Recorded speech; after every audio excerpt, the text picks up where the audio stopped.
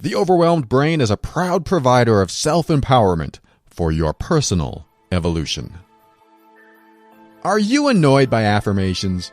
Are you irritated when someone tells you to think positively? I realize you just got devastating news, but now's the time to swallow that pain and sadness and force a smile so that the world doesn't judge you for having perfectly normal human emotions.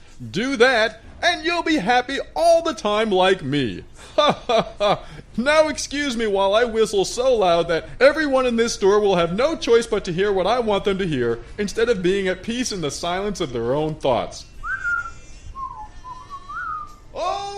If affirmations feel like lies and positive thinking feels like denial, then get ready to start creating the life you've always wanted now.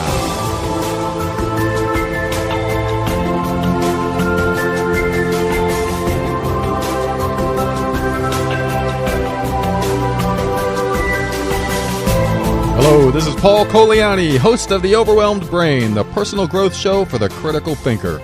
On every episode, we'll talk about practical, down-to-earth steps to help you improve your mood and keep you sane in this powerful journey we call life. I want to help you bridge the gap between your emotions and reason, causing you to discover why you do the things you do and what you can do to reach higher levels of happiness and lower levels of stress and overwhelm. Now, if you're here to learn more common sense tips for improving your life, you're in the wrong place. This is the direct path to uncommon sense, and that's why it's going to help you learn, heal, grow, and evolve. Now, before we begin, I just want to tell you, if you have written to me in the past 2 months, you're probably wondering, how come you haven't responded yet? Or why aren't you talking about my question on the air? Well, I get a lot of emails, and I appreciate and read every single one of them. And some of them I have to think about because they're pretty deep and they're pretty complex, and there's things going on and that I may not have an immediate answer to, or suggestion or opinion or advice or whatever. So I have to sit on them for a little while. And I want to immediately respond to you, but I just can't. But I do respond to every single one of them in time. I have, probably maybe 30 or so unanswered emails in my inbox right now.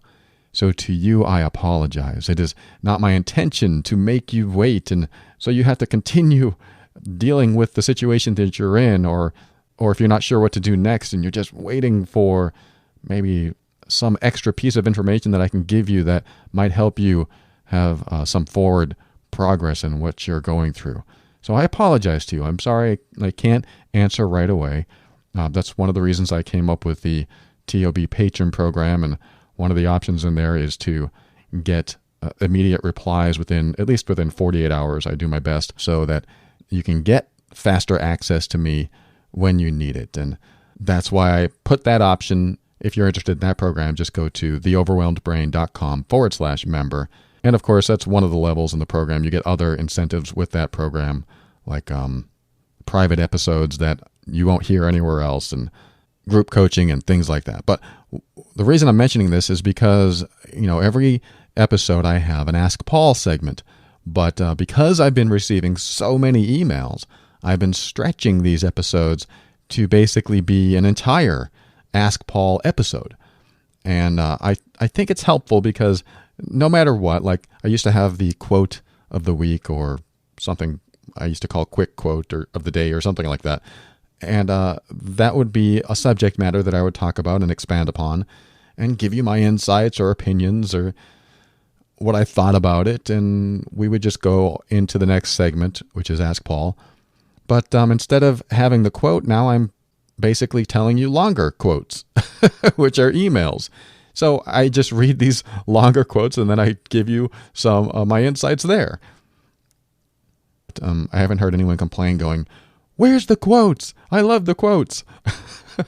So if I ever get less email and I need some other segments to fill the show, then I'll definitely put that quote back in. But I think the reading the emails on the air and basically taking up a whole episode has been working out, because what people write in about, what you write in about, is what so many other people are going through.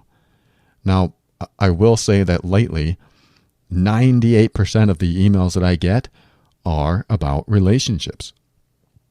Now, not all of us are in relationships.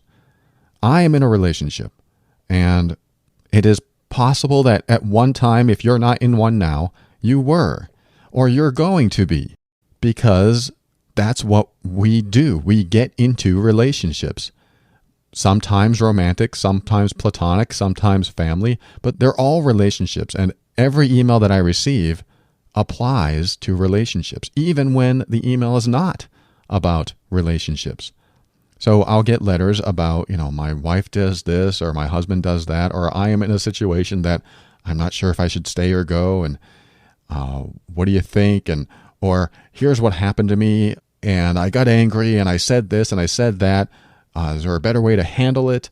And I get a lot of those, and sometimes I just get emails like the one I'm about to read you, which is, I'm having this issue with me and me alone, and I don't know what to do, or I'm having a challenge, and maybe you can give me some input here on what to do to get beyond this challenge or heal through it. But even that type of letter is still a relationship issue, because it's a relationship with yourself. What does that mean? It means, how do you relate to yourself? I think the best way to look at that is to perhaps listen to Eckhart Tolle, where he talks about having a conversation with himself when he was at the peak of his depression, and he was going through some major breakdown. I think he said it was in his room, maybe during college, and he just had this breakdown, and he had this thought. And this thought came to mind, and it was something like, I can't stand to be with myself any longer, or I can't stand myself any longer. He said something to that effect. And this other thought came to mind, and he goes, wait a minute, who is this I? And who is myself? And he experienced a profound shift that altered his perception of I and me and myself. And he suddenly experienced one part of himself talking to another part of himself. And the part of him that was stuck in this deep, dark place was talking to another part of himself that basically, he says, was free of ego. And it was that moment that he chose to be free of ego, and what ego had done to him, or how ego had brought him to this dark place, because he was attached to so many things. He was attached to the outcomes. He was attached to the emotions. He was attached to everything. And much of what the ego does for us is keep us attached to things that are sometimes unhealthy to be attached to. And when he reached this precipice of darkness and breakthrough of lightness, where he just kind of separated from that, he reached a new state of being. He reached a new state of mind. And he was suddenly free, and he felt free. He no longer had worries. He no longer felt like he was in a dark place. He just felt free. But he noticed a relationship with himself. He noticed kind of the yin-yang inside of him. Now, these are my words, not his.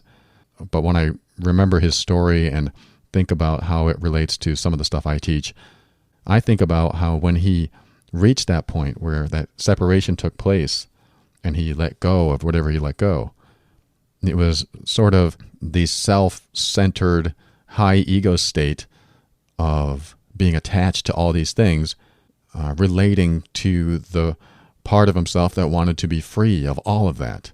And he was able to separate from that darker place, and nothing really bothered him after that. And if you've read his story, he just kind of sat around for a few years on a park bench feeding the birds.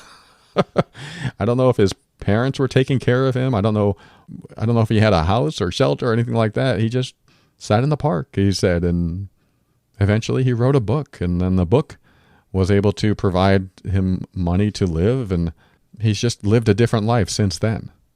But the reason I wanted to mention that is because we do have a relationship with ourselves.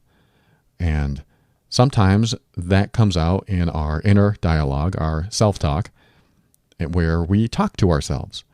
So think about that. Think about like the last episode. If you heard my Minutes to Momentum episode, I talk about me telling myself, I'm so stupid. Why did I do that? I'm so stupid. And that is a part of me talking to myself. And what is that? What does that mean? Does that mean I have this split personality? Or is there something else that might be at a higher, deeper, unknown level inside of me, that there really are aspects of my personality communicating with each other? It's probably, my immediate thought is like, no, I don't have aspects of my personality communicating with each other, but maybe I do. Just because I don't believe it doesn't mean it's not true. Like, for example, the unconscious communicating with the conscious mind. That's entirely possible. I'm thinking about this in real time. It's entirely possible that we could get messages from our unconscious mind that is a part of us that might help us make a decision or take action. So as I think about it now, I kind of do believe that, because when I was in hypnosis and I learned how to communicate with the subconscious mind, the clients that I had would make changes and sometimes not even know why they made those changes. So they're conscious of their actions and their behavior, but they're making decisions and taking action, doing things with messages from their unconscious mind. Hard to explain, but I think you get it. It's like what motivates us at a deeper level. And I think that's a good way to look at a relationship with yourself, is what motivates you at a deeper level is the relationship you have with yourself. It's kind of like when I talk about values. Values are what motivate us at a deeper unconscious level. And that part of ourself drives our behavior, drives our conscious behavior. So this is good to know. This is good to remember, because when you talk to yourself, you can literally talk to yourself. You can literally go inside your mind and when you hear this message, like, for example, like my last episode, I said, I'm so stupid. Okay, what if I talk to myself? Oh, why do you feel so stupid? Oh, I feel so stupid because I did this. Well, what's wrong with doing that? And then you could do the drill down process that I teach. Well, what about that's so bad? Well, I feel bad because I sent people to the wrong website. Okay, so you sent them to the wrong website. How is that so bad? Well, they might get upset, and I feel bad because I made that mistake, and so on and so forth. I can go through the questioning process of drilling down into why things are so bad, how they're bad, thinking about how much worse it could be, and get to a point where whatever it is that makes me say, God, I'm so stupid, is eventually revealed. And this is good to do with yourself. It's good to have these conversations in your mind. It's not crazy. It's actual. It's real. It's when you go inside your mind and have a conversation. Because in my belief, and I'm just, like I said, thinking about this in real time, there is absolutely a connection between our conscious self and our unconscious self. They have to communicate, because otherwise we would not be able to take the actions that we take, and especially not be able to have things committed to memory, so that when we, for example, get on a bicycle and know how to balance and know what to do, know how to steer, know how to pedal, when all those things take place simultaneously, we're not consciously thinking about doing those things. They just happen. Or if you know how to type or play an instrument, all these things just happen once you are proficient in them, because our conscious mind is communicating with our unconscious mind, and we are having a conversation with ourselves. So what does all this have to do with anything? Well, I believe that once you have a good relationship with yourself, your life just improves. Your relationships outside yourself improve. Everything around you improves, because now you are communicating with the part of yourself that sometimes you don't want to. And what I mean by that is sometimes we don't want to communicate with the part of ourselves that hurts. We don't want to communicate with the part of ourselves that feels the pain or remembers the bad stuff that happened in our life. We don't want to do that. And you know what happens when you don't communicate with that part of you? That part feels neglected. That part feels lonely, rejected. That part feels hurt even more because we are not taking the time to talk to it. I know it sounds weird when I say talk to a part of yourself or communicating with it, but it is in us. That part of you is in you, that if you are carrying any hurt, pain, or emotional baggage from the past, and if you're not talking to that part of you that is holding on to that pain for whatever reason, then it just stays there and feels alone and feels hurt. So this is a part of you that is so important, that wants to be, loved, embraced, cared for. It wants to know that somebody is out there caring for us. And sometimes we don't have people in our life that can embrace that in us. So we have to do it. We should be doing it anyway. That's us. It's a part of you. And going in and communicating with that part of you allows it to know that it's being heard. Sure, you may not be able to heal the pain right away, but just knowing that you're there to listen instead of blocking it off. Imagine that. Imagine you, the you are today, the conscious you, have this pain and you want to express it to someone and there's no one to express it to. That doesn't feel good. You don't feel safe. And you may feel that way now. So this is when you go inside and talk to yourself. I know it's not the same because maybe you're not used to talking with yourself in that way. Or maybe you are and you've had so many conversations, you're just exhausted. But maybe you can look at a part of yourself in a different way, as if you were in a relationship with that part of yourself. As if that part wanted to be loved as you want to be loved yourself. As if that part wanted to be nurtured and cared for as you want to be nurtured and cared for. This may or may not be a little too mushy for you, but it's healing. It's healing when you start to do this and you start to identify with and connect with that part of you. And maybe it's a younger part of you. Maybe it's just a part that needs something from you. Maybe it just needs to know you're there. And once you develop and nurture and at least open the line of communication, instead of trying to block it, going, oh, if I feel that, it's going to hurt and I never want to think about it. If you open the door a little bit and just say, I'm here. Do you want to tell me anything? Do you want to say anything? And be prepared, because sometimes that part of us says things that we don't expect, we may not like, we may not want to hear, but just being an active listener for that part and being the person you are today and allowing that part of you to talk and just express him or herself is a tad bit more freeing than yesterday. So let's go into this next segment with an email I'm going to read that has to do with someone who is dealing with something in themselves and wants to get through it and feel better. Next segment, Ask Paul, coming up.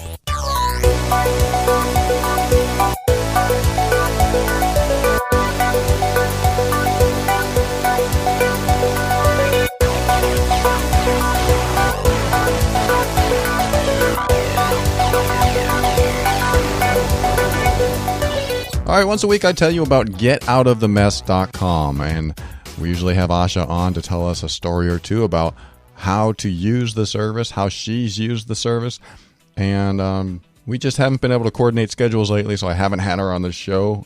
I terribly miss her. But she will be back and tell us some more crazy stories from the world of all the legal messes that we can all get into.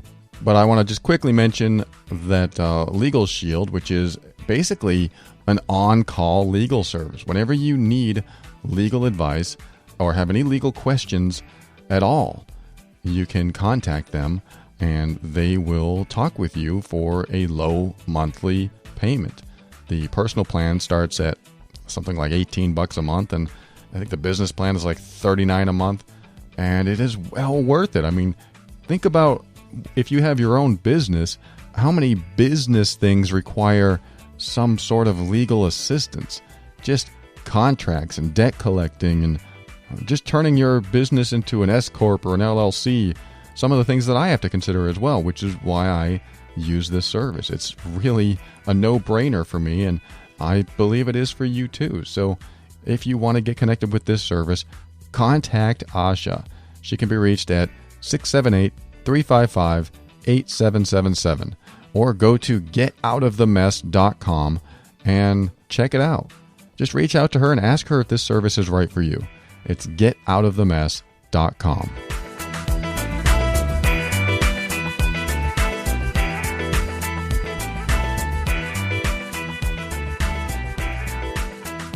All right, this next segment is called Ask Paul. This is where I read a listener email on the air and do my best to answer their questions and help them through the challenge. This email is from someone I'll call Jack. Here it is. Hi, Paul. I stumbled across your podcast when searching for stress and anxiety on iTunes. I developed anxiety and a perception of life containing too many stressful events, which have culminated into panic attacks, generalized anxiety, strong physical symptoms, and just overall exhaustion. I do a pretty good job of keeping on top of the anxiety, but I can't overcome the final hurdle of ridding it from my life for good. Well, I know you can't expel all anxiety, but ridding the over-proportioned anxiety. It all started when I had panic attacks 3 years ago, which time I was absolutely convinced that I was dying of a heart attack. Whilst my conscious brain now accepts this as a panic attack, my subconscious still asks the question, but are you sure? Which of course keeps my anxiety alive. I've had dozens of similar episodes since then, which reinforce my fear. Your podcast on panic attacks was particularly relevant to me, especially the ultimate fear of death. However, I still struggle with this concept. I wondered whether you've done a podcast on health anxiety and how to approach sensations that one believes are terminal diseases or events, and those lingering doubts about what if the doctor missed something, or why do I still get these symptoms when I'm not anxious? Keep up the good work. All right, thank you, Jack. And anxiety is one of the biggest epidemics in, I don't know about the world, but I know in the U.S. a lot of people have anxiety. A lot of people have panic attacks. And it's not something I talk about too often, but I have dedicated an episode or two on it. So definitely, if you're listening right now and you haven't heard it, look for the episode titled When Panic Attacks, the anxiety episode. And take a listen to that. See if that gets you through what you need to get through. And also, and I think I just talked about this recently because I recall it quite clearly, that I just mentioned Charlie Hohn's book, which is Play It Away.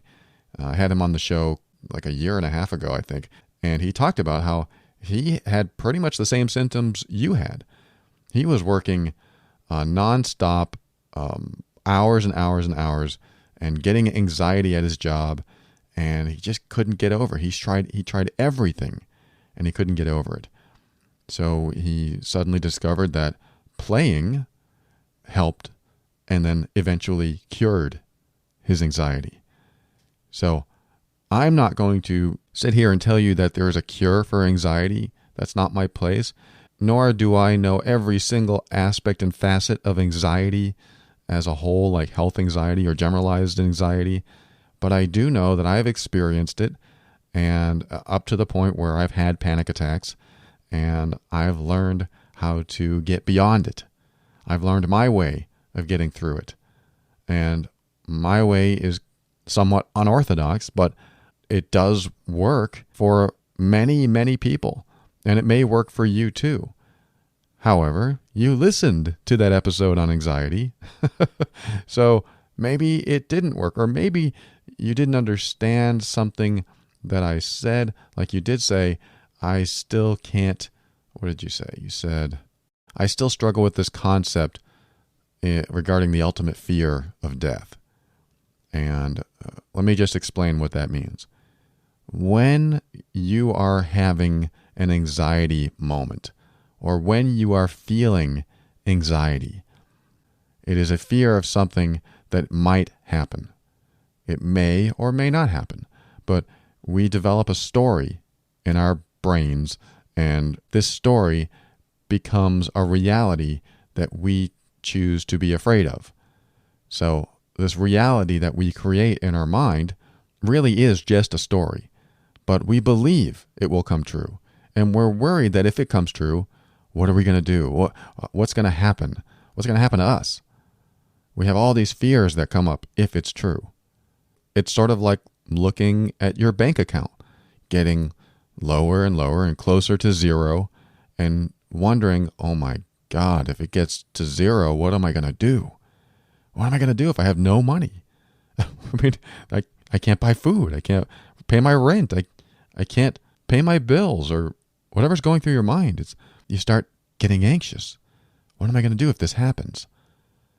Now, I can speak from experience because that's exactly what happened to my wife and I when I was married. We watched our bank accounts fizzle down to nothing. And then what? And yes, money has been a huge anxiety for me for a lot of my life, but only when I was close to not having any. When I had it, and when I was working and I had a full-time position, it was okay. I never felt anxious because I knew the next paycheck was coming. It was a lot easier to be comfortable about money when you know a paycheck's coming.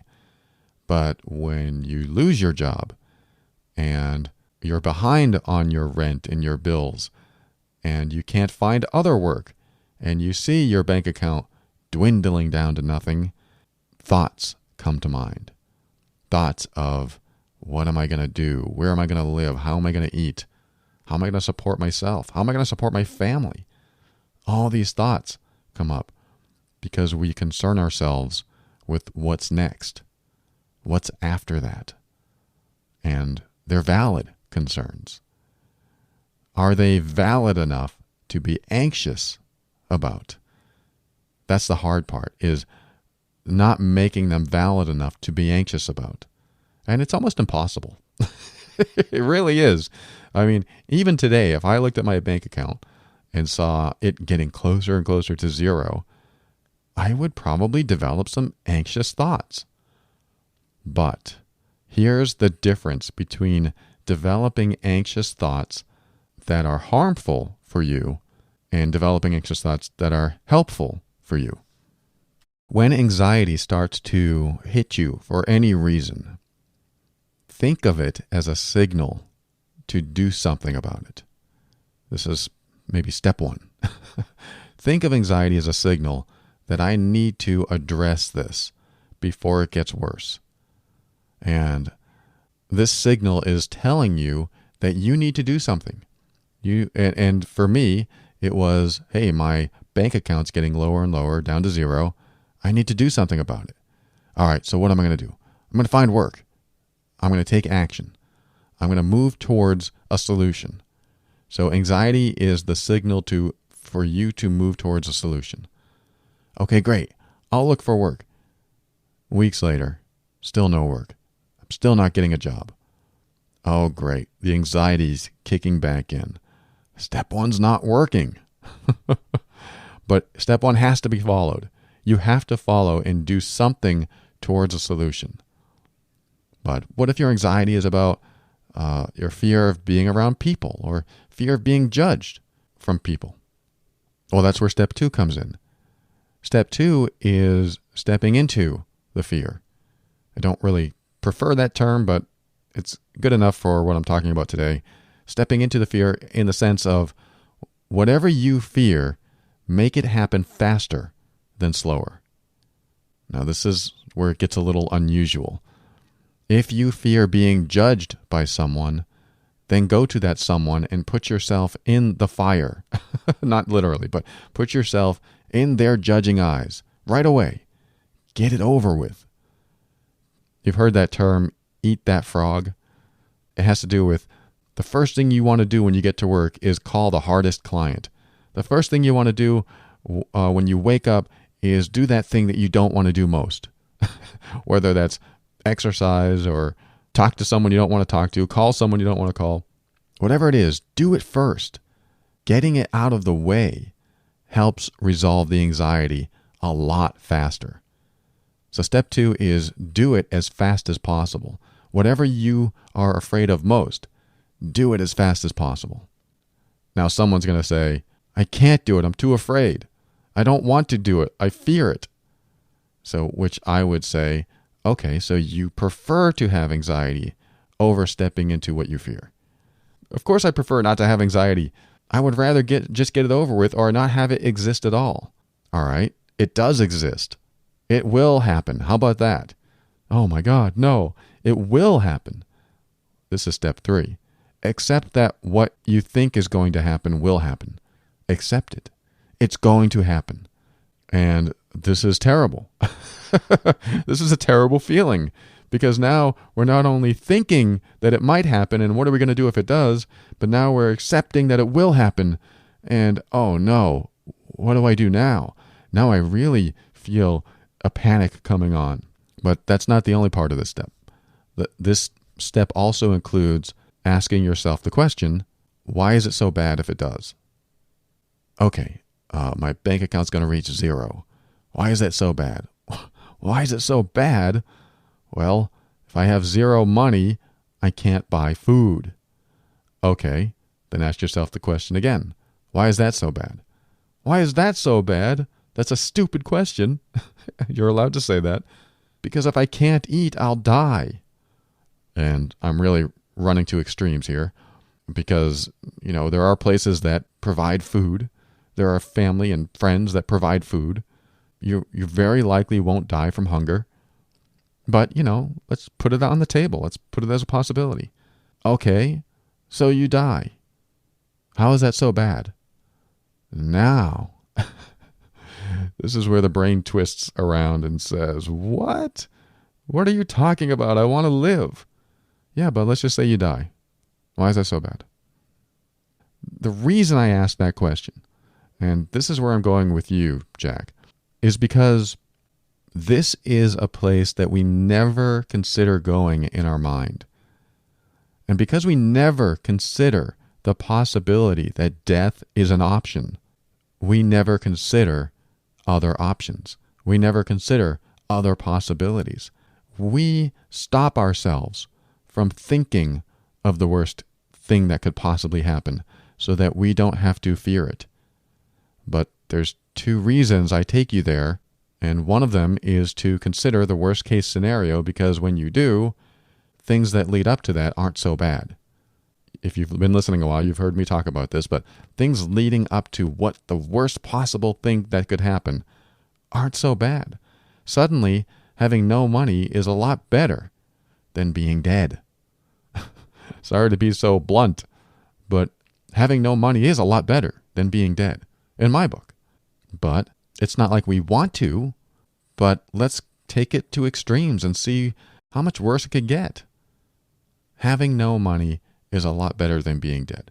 And maybe you don't think that. Maybe you think that having no money is worse than being dead.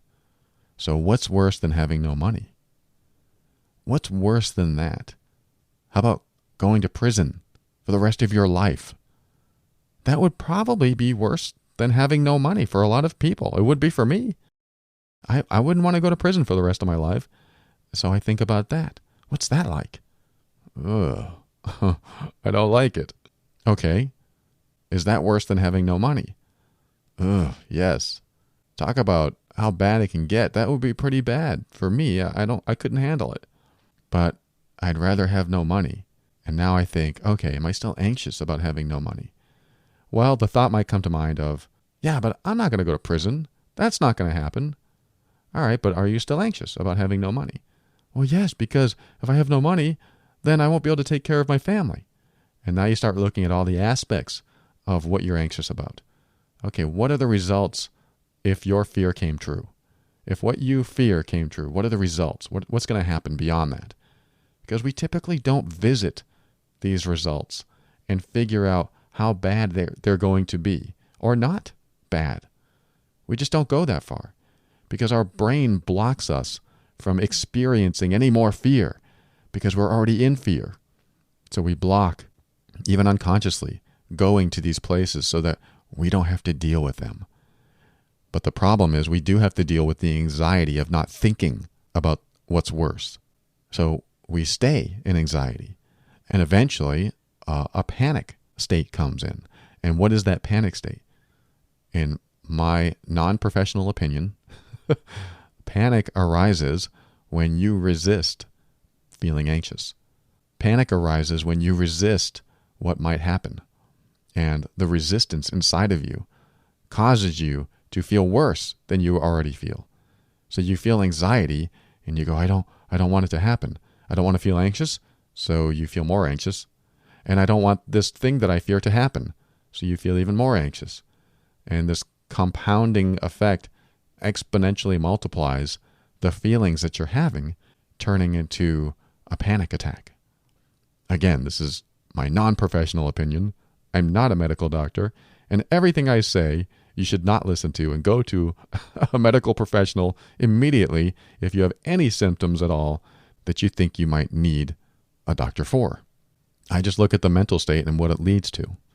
And where we are in our mind leads to how we feel. Where you are with anxiety leads to panic, leads to sweating, leads to heart palpitations, leads to all kinds of stuff that you probably don't want.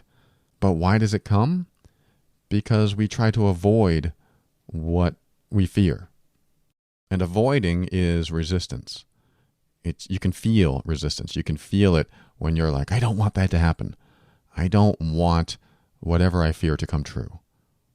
So this builds panic and causes us to feel what we feel. Now, the second reason I take you to the worst case scenario is because when you can come to an acceptance of the very worst thing that could possibly happen, then it blows out everything up to that point. It's very similar to what I just said. It's like once you see how bad it can get and you don't want that to happen, everything else doesn't seem so bad. But the second reason is if you can actually accept that the worst thing could possibly happen and put that as an option on the table, suddenly everything that leads up to it is no longer something to fear. It's more of a, I'd rather have those things happen than this other thing happen. Because the chain of events that lead up to what could be a lot worse, it just dissipates. It disappears.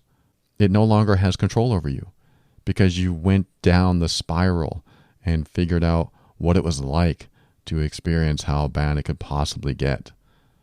Is this easy? No. But it is possible.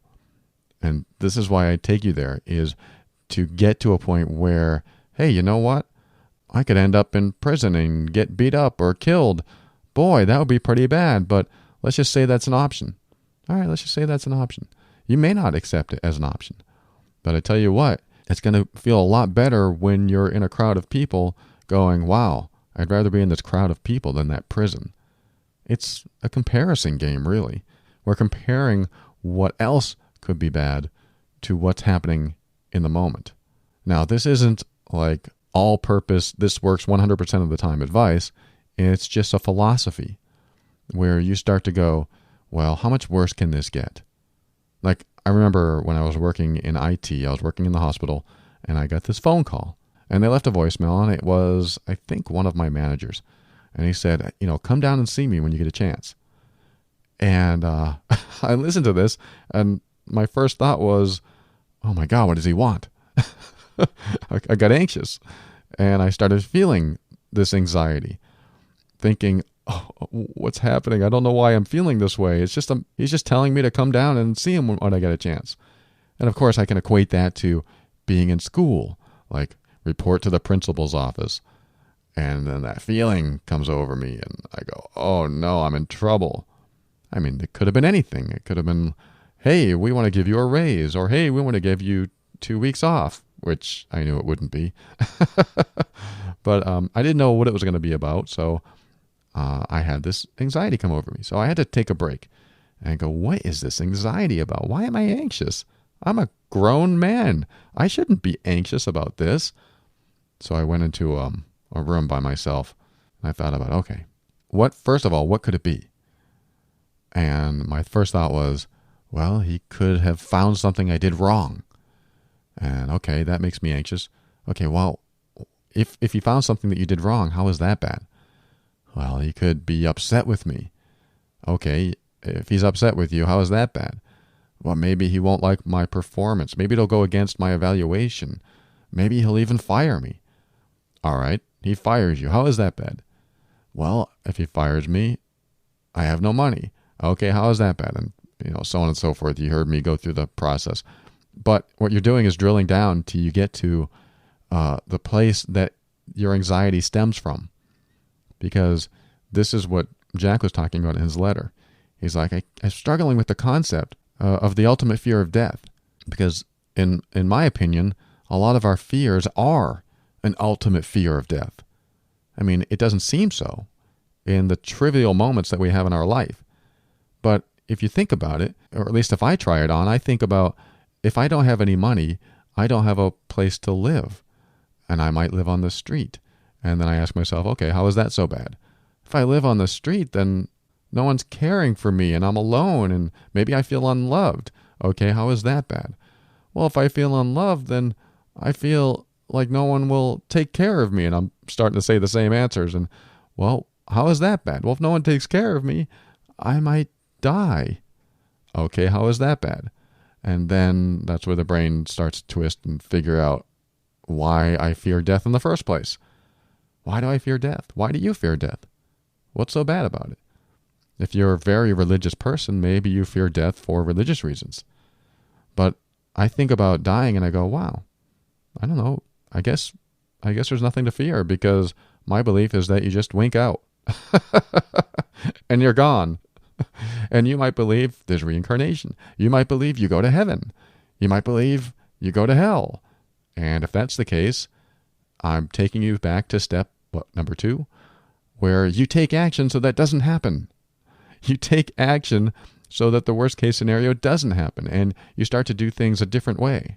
Or if that's not your belief, or you believe something else after you die, what is so bad about that if it happens? I'm not promoting or endorsing death here as an option, but I'm saying is that what we ultimately fear is something at a much deeper level. Maybe it's not death for you. Maybe it's, fear of being in pain, or fear of something else that is very, very deep and very, very powerful. But this is usually where anxiety comes from.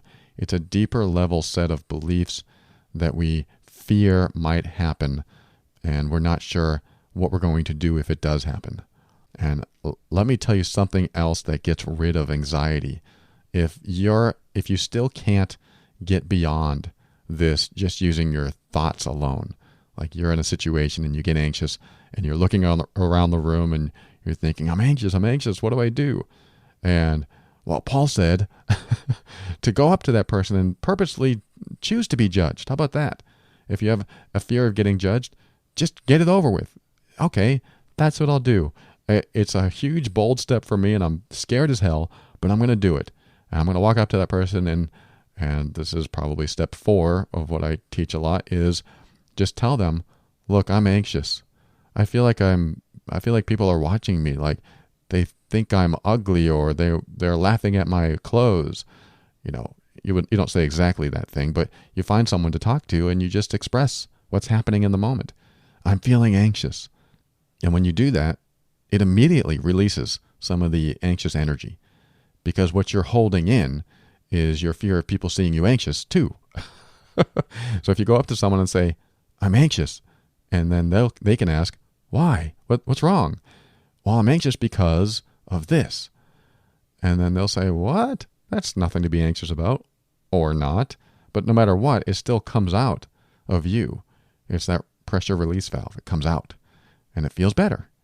I'm not saying the anxiety goes away, but it feels better. Oh, good. Now I feel better. Now I can talk about it more freely and I can feel better about it.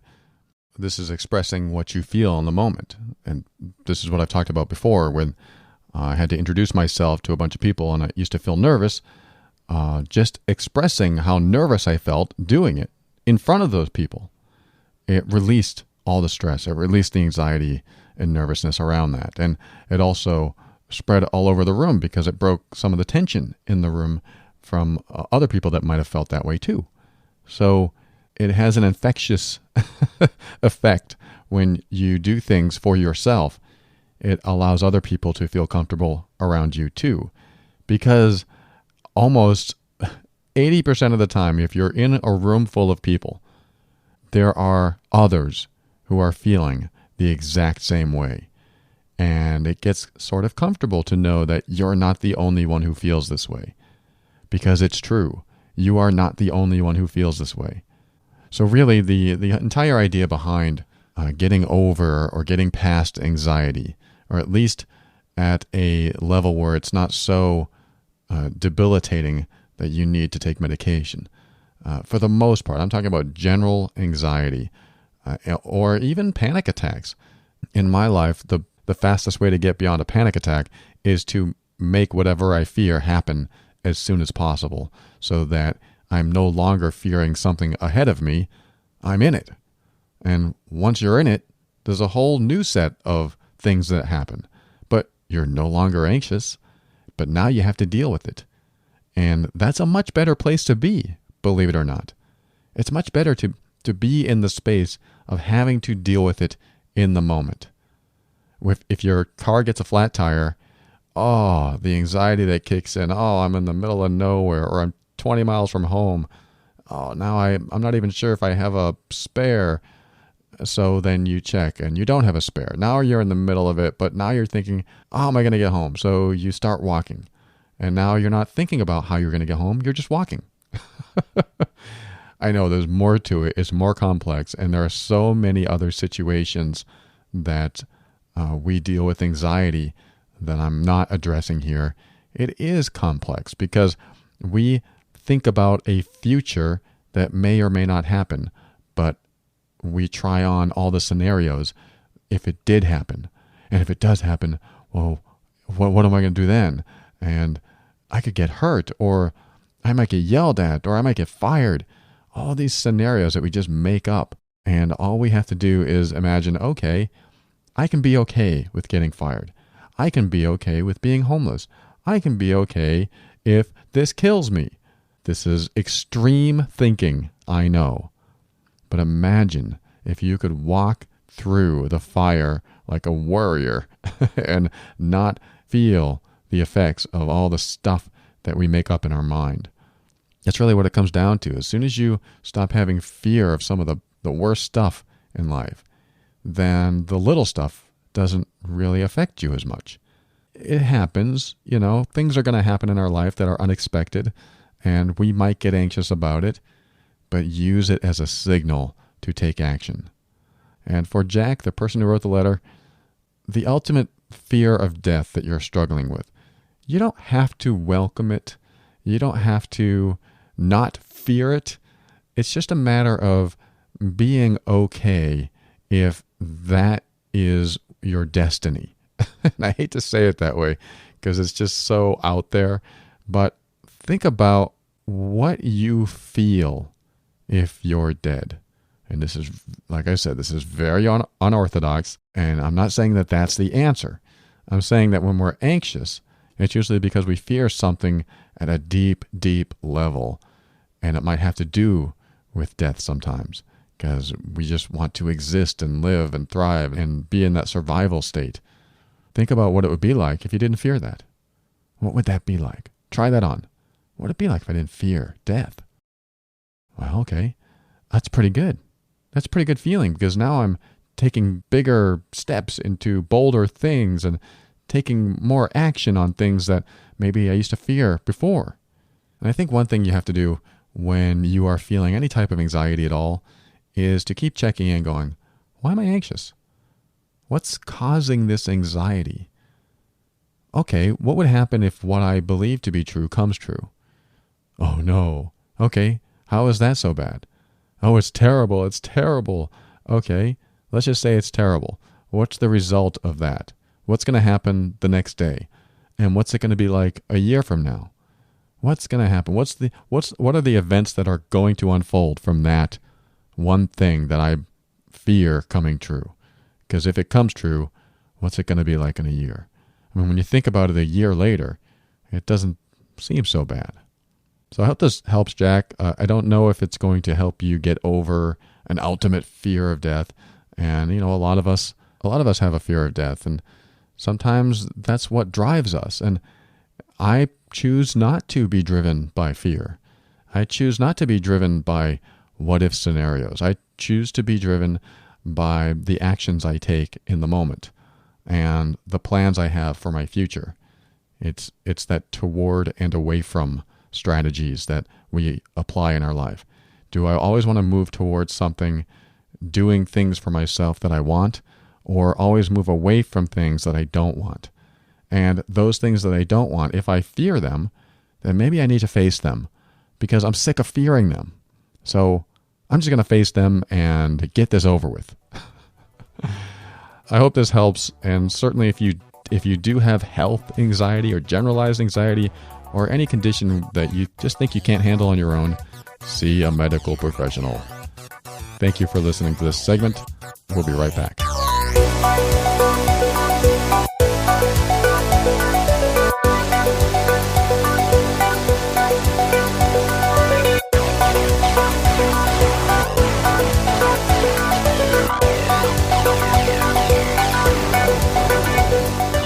All right, I want to talk about the TOB Patron Program. This is a program that I created to help you get more TOB. Like you can't get enough. But what this is about is a members-only area that you can get private episodes where I just come on the air and start talking about anything that's on my mind or specific topics that the group wants to talk about that you will not hear anywhere else. You will not hear on this show. It's just a place that we can get together and I can share more of this program with you. So if you want those private episodes, they're available for $3 a month. That's it. $3 a month. And then there are other membership levels available if you want to go up from there.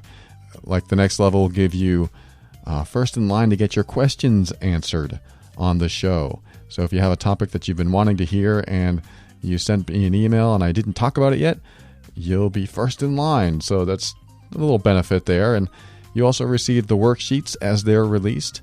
And if you go up another level, you get a private email address for me that no one else has. And this will give you a priority turnaround too. So if you wrote to me a couple months ago and you wanted a faster response, this is how you can do it. And then finally, at the highest level, we also have live group coaching and personal hangouts, and just a place where we can congregate and talk, and you can ask your questions, or we can just have some fun. And I'm going to have some guest coaches on as well, and we'll talk about all kinds of things. If you're interested in this, go to theoverwhelmedbrain.com/member. And if you remember, last week I sent you there and the link was dead. And I felt pretty bad about it. And I came up with a mini episode that talked about it. And I hope you heard that episode because I do apologize for that. The link and the site and the page is up and running now. So definitely check it out. Go to theoverwhelmedbrain.com/member. It's only $3 a month to get the extra content.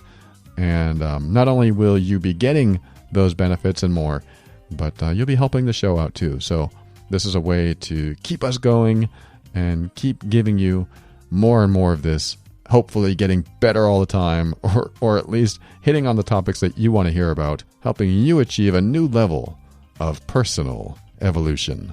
So come on over and join me over there. I hope to see you. We'll talk to you soon.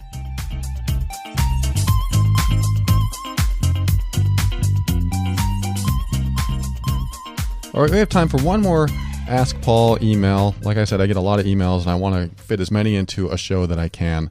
And this one is a lengthy email, so I'm going to just really, really condense it. And I have a pretty quick answer for it. But I just want to read it to you because it's very important. Some people that you know, or maybe yourself, do this. What this person does. I'm going to call her Jenny.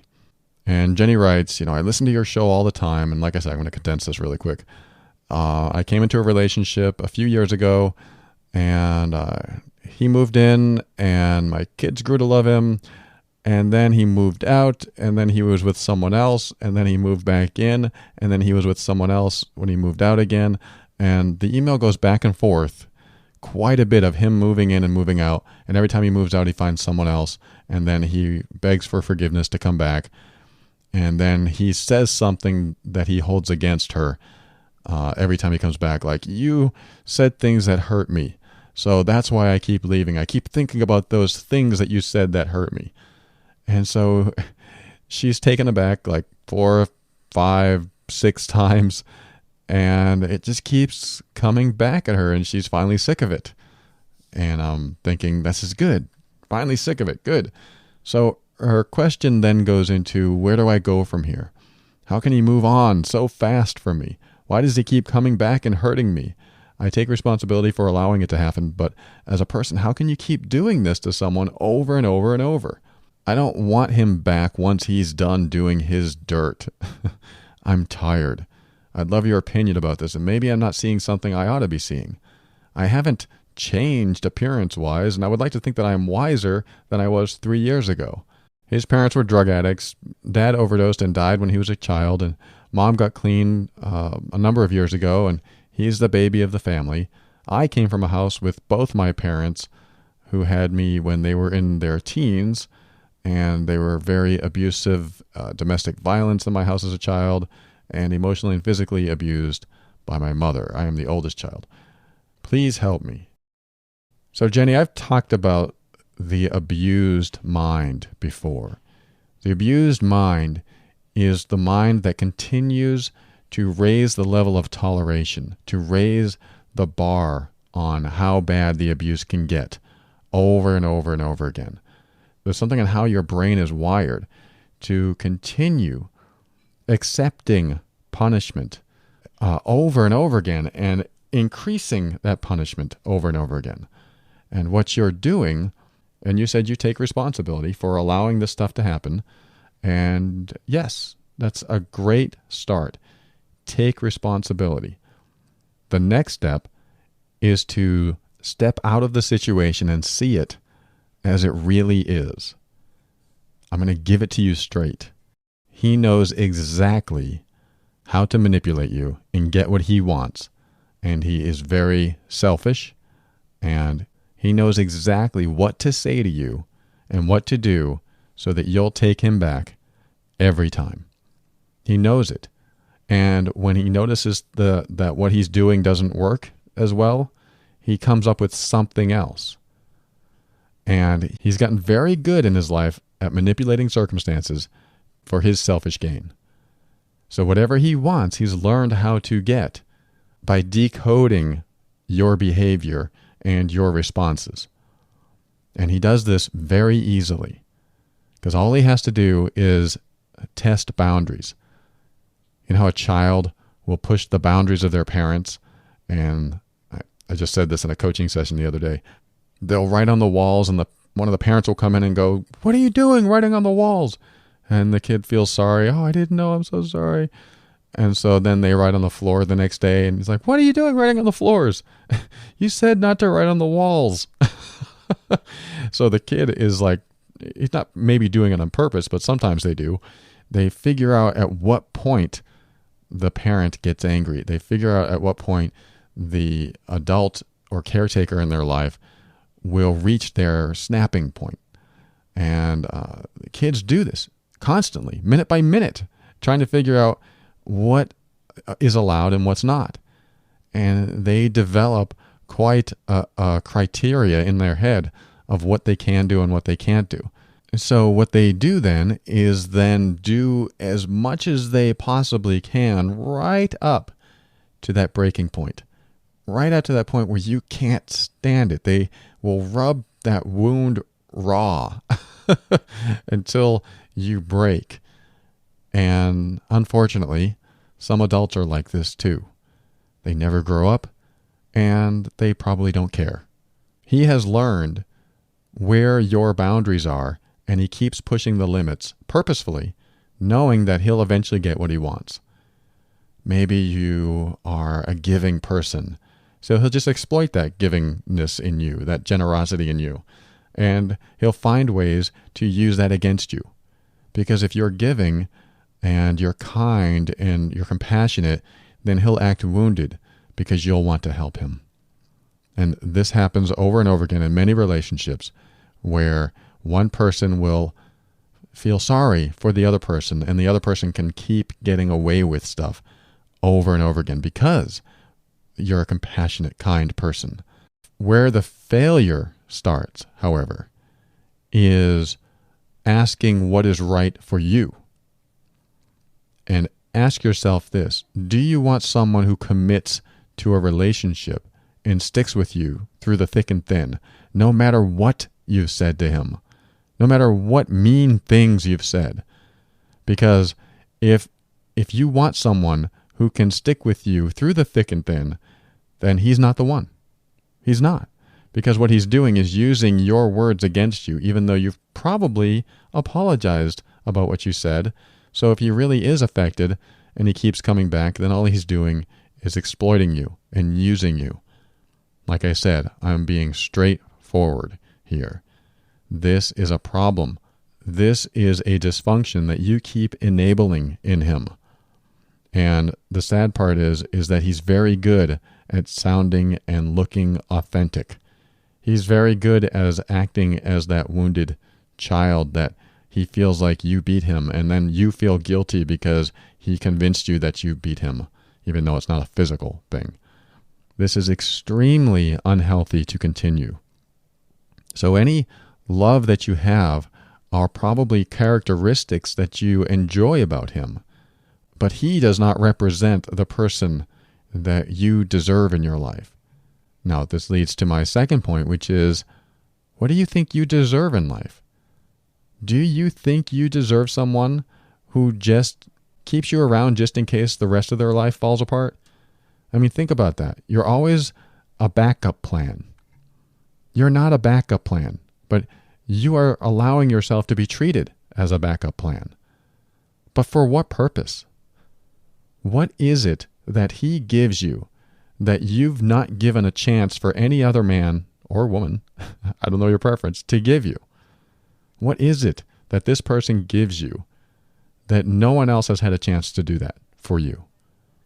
Because whatever you're stuck on with this person, you need to reverse your thinking and concentrate on all the damage he's doing to both you and your children. Now, I don't say that to put you down, because I really do believe that you have a giant heart and you're very generous and kind and forgiving, and that can be a big problem. We think that we should all have this giant heart and be super forgiving, and everyone in our life can make all these mistakes and we'll just take them back. And I have to warn you against that. And I also have to warn you about how you are being compassionate towards other people and not yourself. Because if you were your own best friend, you would look at yourself first and go, okay, are my needs getting met here? Am I doing what's right for me first? This is where compassion starts. This is where you need to start in your relationship with yourself. I need to be compassionate with myself first. What does that mean? That means you do not let volatile people into your life. And I don't mean physically abusive. I mean he is emotionally abusing you. He is. I hate to say it. You are being abused by this person.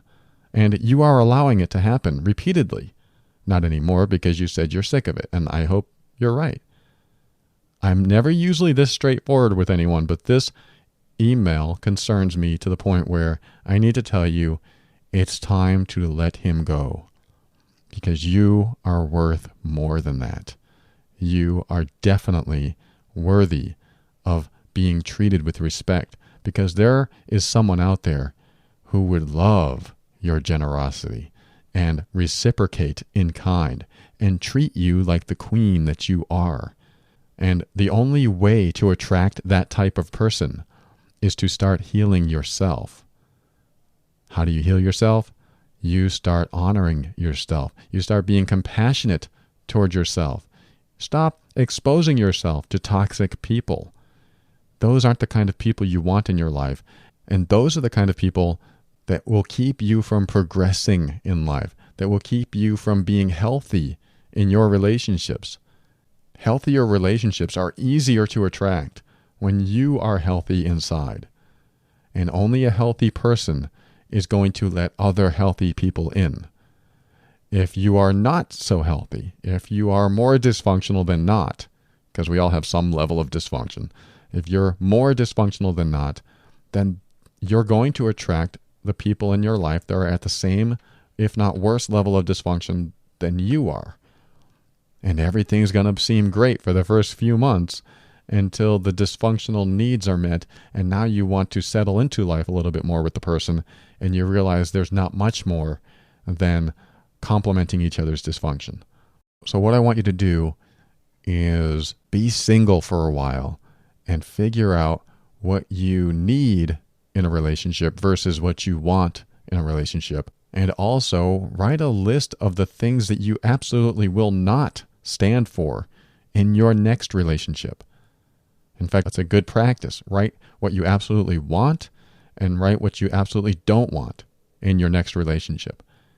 Then, when your next relationship happens, you can evaluate what's going on in that relationship with the list. And don't settle for less. That's my final piece of advice. Don't settle for less. Because in my life, I would rather be single than not have 95% of my list fulfilled. For example, if my girlfriend wanted to start smoking, I'd be like, I would rather be single than have you smoke. And if she's like, well, that's tough, I want to smoke, then I'd be like, okay, then I need to honor myself and get out of this because I won't settle. I will not do it. Now, that sounds a little cold and uncompromising, but I've learned to honor myself to the point where I want to stay in integrity with myself. I want to have a good relationship with myself. It's like the beginning of this episode, relating to yourself. It's keeping that relationship with yourself so that you're always in good terms with yourself. It sounds a little strange when I say that, but the point is to be congruent with what you want and what you deserve for yourself. And how do we get what we don't deserve? We think we're less worthy than we are. And I'm here to tell you that you are more worthy than you think you are, and that you deserve absolutely more than what he is capable of giving you. He is incapable of doing that for you. So let him go. Let him go. Let him learn his own lessons so that he can heal and grow if that's his path, so that you can start your healing process too. Because once you cut that energetic tether and you're disconnected from him, you can start the healing process and get to a better point in yourself. So I hope this helps you understand where I'm at with this and where I want you to be. It is so vital for your health and happiness to not be around toxic people like this and not let people exploit your kindness. You're a kind person, and you're also overly compassionate to other people without giving yourself enough compassion for yourself. And when you do that, when you're more compassionate to others than yourself, then from where are you really giving?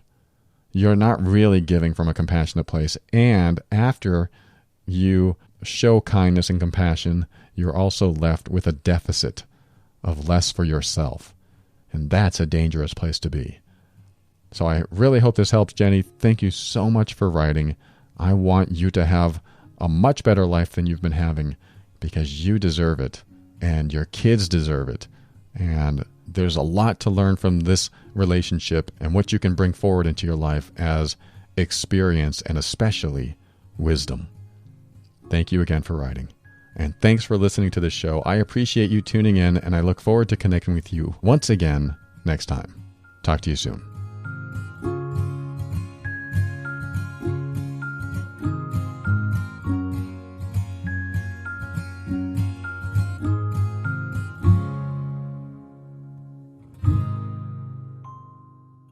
Thank you for listening to another episode of The Overwhelmed Brain. I want to thank Asha with GetOutOfTheMess.com. You can move forward alone and hope things go well, or you can pay less than $1 a day to get a team of attorneys to get you through almost any situation. That's your on-call legal service. If you're in the U.S. or Canada, visit GetOutOfTheMess.com or call 678-355-8777 and talk with Asha today. I want to thank those who are using the Amazon link or who purchased one of my books or worksheets. If you're into deeper learning, those books or worksheets are a really good way to go.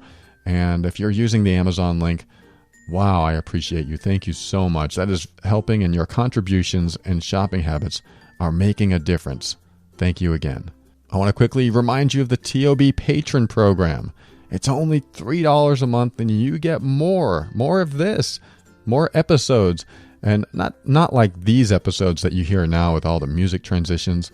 Some of it's just me getting on the air, talking, and giving you a piece of advice or talking about a message that I couldn't read on the air and other stuff that will be members-only episodes. So I really hope to see you in the member program. Just go to theoverwhelmedbrain.com/member. I also want to thank Kevin McLeod of Incompetech.com for some of the music transitions in The Overwhelmed Brain. And to close the show, I want to mention the letter that Jenny wrote, which is the second email that I read today. One of the things she said was, how can people do stuff like this? How can someone act like this? I'm talking about her ex that continued to leave her over and over again and see other people and then come crawling back to her, and she took him back almost every time. Or every time, I'm not sure. And I think the last time she didn't take him back, or maybe there wasn't a last time, but there will be. And she's trying to avoid this cycle. And, her question, how can people be like that? Well, I hate to say this, but a lot of us allow it to happen. How can people be that way is because we allow it to happen. Let me repeat that. We allow people to be that way.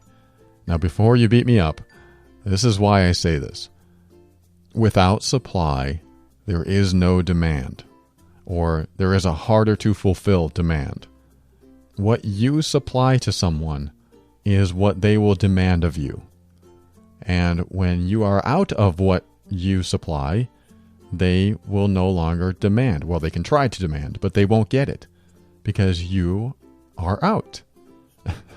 What does that mean? Let's put it this way. At one time, I was on unemployment benefits, and I was also on welfare. And I tell you what, having money come in where I could buy food and I could get my rent paid and other things without having to work was very enticing. And I did it for about 6 months, and it felt pretty good. It felt pretty good. I'm just being honest, being handed money, and so that I could go shopping, and I'd have all this free time during the day. And I thought to myself at the time, wow, I can see why people stay on this program. It's easier than working. Now, these are my words. That doesn't mean it was easy for them, but for me, it was easier than working. And I had to snap out of it.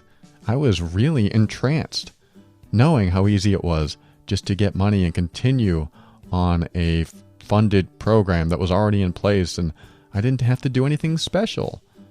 I mean, there's a couple things that I had to keep the supply coming, but I didn't have to do anything special. It just kept happening. It didn't take long for me to come to this snapping point where I said, wait.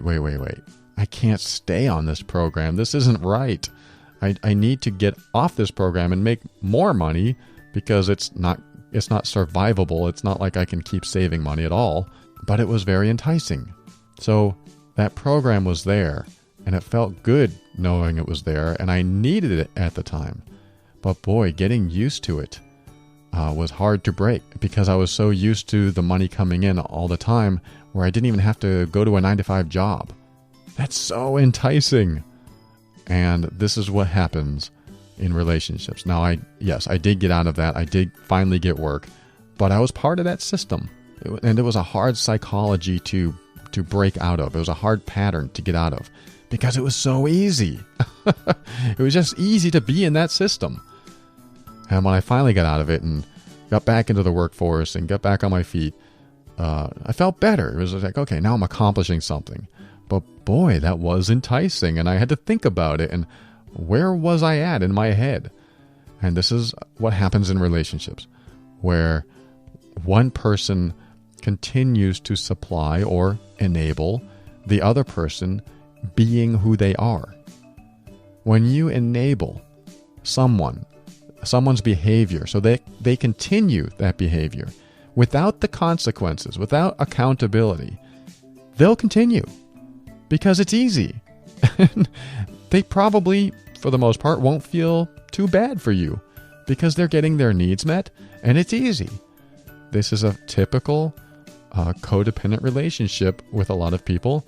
One's an enabler and one's a taker. This is great for the taker, and it sucks the energy out of the enabler. Yet they don't realize they're doing it to themselves. When you enable someone, when you allow behavior to continue without consequence, without accountability, you are doing it to yourself. You are fully 100% responsible when it happens. Yes, they're responsible for doing it too, but don't expect them to change because they won't. And even if they do, fantastic for them. Let them go heal and grow on their own, and maybe they'll come back one day as a changed person. But don't expect to see that change from them ever. Because you need to get to a place where you don't allow that in your life anymore. Jenny needs to get to a place where she looks at her life and goes, I don't want that in my life. And she has to be serious about it. You have to be serious and you have to commit, even if it means you lose something that you might want. Jenny might like a lot of the qualities and characteristics of this person, yet he is toxic as hell. I hate to be so bold here, but he is. He's toxic because he's taking advantage of her over and over again. Now, I don't know the whole story, but from the letter, this is what I interpret, and this is how I see what's happening. And I've seen this over and over again. And typically, I hate to say, men will do this more than women. Men will find a woman's vulnerabilities and exploit them. So if you're that type of person that takes advantage of someone else, then I'm sending a message to that someone else right now. If you're listening and you're so overly compassionate and you're so kind and you're so forgiving, it's time to be more aware that you're being taken advantage of when this kind of thing is happening, especially if it's repeated, and especially if you keep blaming the other person, yet you keep them in your life. That's a huge warning sign. You blame them for what they're doing, but you keep them in your life. Huge, huge red flag on you to say, wait, what am I doing to continue to allow this to continue happening? I'm telling you what you're doing. You're allowing it to happen. You are bringing them back in because they're taking advantage of your kindness. So it's time to start being kind to the right person in your life. Start being compassionate to the right person in your life. You. Start being compassionate and honoring you first. Because someone who honors themselves doesn't settle for people who are toxic to them. So I just want this to be clear with you that if someone in your life makes you feel bad more often than good, then they are probably toxic. If there's a cycle or pattern of behavior that someone keeps repeating in your life, and they are still in your life because you're allowing it, that is you that needs to change the situation, not them. Because it's easy for them, because they know how to exploit you and exploit your vulnerabilities and take advantage of you. Don't make it easy for them anymore. Come up with consequences. Come up with accountability so that no one can take advantage of you, because you're more worthy than that. Even if you don't feel you are. I know you are. I know you are. And I don't want you around toxic people. So whatever you have to do, first things first, honor yourself. And if you are with toxic people that you just can't seem to get away from, then start planning a way to get away from them. Just start planning it. Toxic people bring you down. They will wear you down. They will make you ill. And you will feel the effects of it. Day after day, week after week, year after year, it will get worse and worse. It never gets better. Hopefully you're not with toxic people. Hopefully you're secure in yourself and you know what you want for yourself. And you're only allowing people in your life that lift you, make you feel more positive about yourself, and just want you to be happy. Best kind of person to have in your life. I want you to be happy. And with that, open your mind and step into your power and be firm in your decisions and actions so that you can create the life you want. Always take steps to grow and evolve. You are powerful beyond measure.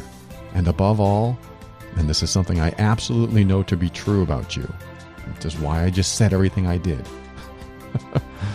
You are amazing.